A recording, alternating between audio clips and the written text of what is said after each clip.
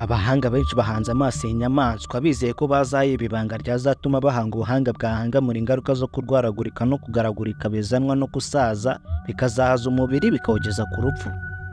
Tekereza ingirabuzima fatizo zacu zibashije kwisubiranya maze zangiritse zikongera zikizirikanya, urugendo rw'ubuzima rugahinduka umuzenguruko uhora wisubiramo ubuziraherezo, biryoheye amatwi n'umutima.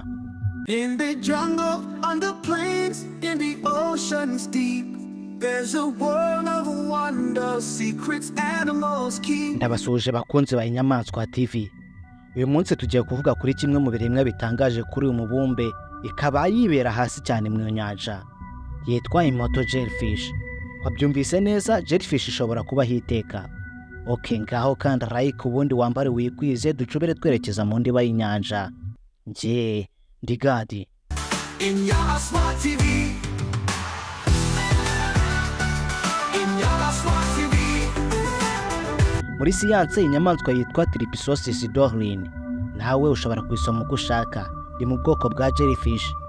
Byumvikane ko jellyfish zose atari ko zifite ubushobozi bwo kudapfa.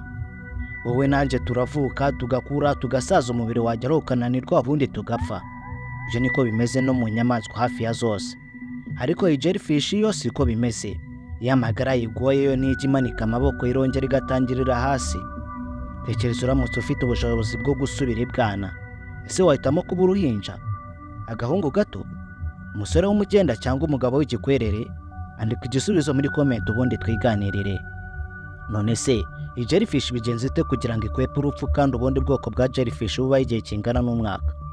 Ubusanzwe ivuka ifite ishusho y'urunyo, icyo bita planula, ibigenda ireremba ku mazi kugeza ibonye ikintu ifataho. Nyuma ihinduka icyo bita polyp, ni nk'agahinja kayo. Hanyuma irakura ikaba jellyfish tuzi imeze nk'umutaka.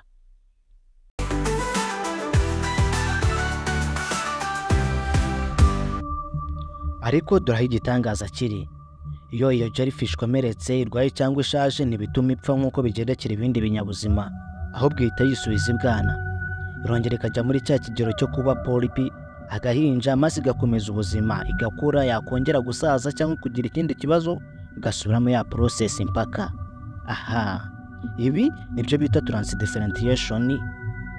Biratangaje, sibyo se? Ariko si bikorute akaremangingo ka imoto jellyfish gashobora guhindura imiterere. Ibyo nibyo biyifasha gusubiza inyuma urugendo rw'ubuzima. Tekereza ubaye ufite ubwo bushobozi. Ariko se bifata igihe kireshya gute kugira ngo iyi nyamaswa isubirane itoto?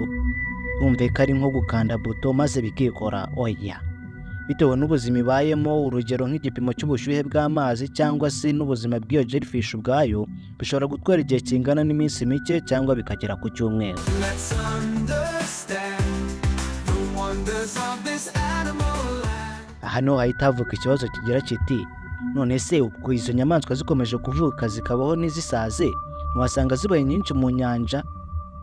Iki kibazo ni cyiza, ariko umenye ko tutavuze ko jellyfish yishe itapfa. Kimwe nuko bimeze ku zindi nyamaswa zose, iyi jellyfish nayo ifite izindi nyamaswa zihiga zikayirya. Muri izo twavugamo nk'akanyamasyo ko mu mazi. None se kahitamira kakayihekenya maze kakayimira ntipfe? Nanone abarobyi bashobora kuzifatira mu ncundura. Iyo zivuye mu mazi zihita zipfa kuko zitaremewe kuba imusozi. Byumvikane neza ko zishobora kuba iteka zidahuye n'ibyo byago, ariko ntizambaye kudapfa. So much magic waiting to be seen. Abahanga benshi bahanze amaso inyamaswa bizeye ko bazayiba ibanga ryazatuma bahanga ubuhanga bwahangamura ingaruka zo kurwaragurika no kugaragurika bizanwa no kusaza bikazahaza umubiri bikawugeza ku rupfu. Tekereza ingirabuzima fatizo zacu zibashije kwisubiranya maze zangiritse zikongera zikizirikanya, urugendo rw'ubuzima rugahinduka umuzenguruko uhora wisubiramo ubuziraherezo, biryoheye amatwi n'umutima. Ariko se abo bahanga bazabihanga? Simbabujije. Kongera kuba uruhinja se byo urumva ubyifuza? Duhurire comment. Utu jellyfish tudapfa tuzusanga yegereye ekwateri mu mazi afite ubushyuhe buri hagati ya °C 20 na 30 mu gice cy'inyanja ya Atlantika, Pacifique n'Abahinde. N'utuntu duto ku buryo kamwe kaba kangana urwara mu buryo bwa nyabwo. None kandi wibuke ko dusa no tubonerana. Ubwo rero hari igihe waba uri koga mu nyanja ntutubone kandi duhari. Ariko nuramuka utubonye uzamvugira uti dore ikiremwa gitangaje cyane. Ni ukuri koko inyanja yuzuye ibiremwa bihambaye, muri byo imoto jellyfish ikaba ifite umwanya mwiza.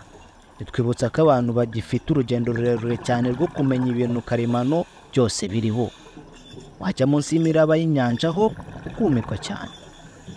Wakoze kubana natwe muri urugendo rwo munsi y'amazi. Nizere ko utari bwibagirwe gukanda like, nizere kandi ko wakanze na subscribe kandi ugafungura inzogera kugira ngo video za Nyamaswa TV zitazongera kugucika.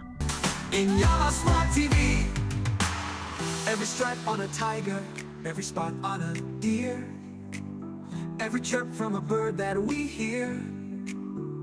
Join us now, let's take a stand to cherish and protect this animal land. Come along, let's explore animal facts and so much more. Love and learn, let's understand the wonders of this animal land. So hit subscribe, come on this ride through the wild where wonders hide. Together we'll discover hand in hand the beauty of this animal land. In Nyamaswa TV.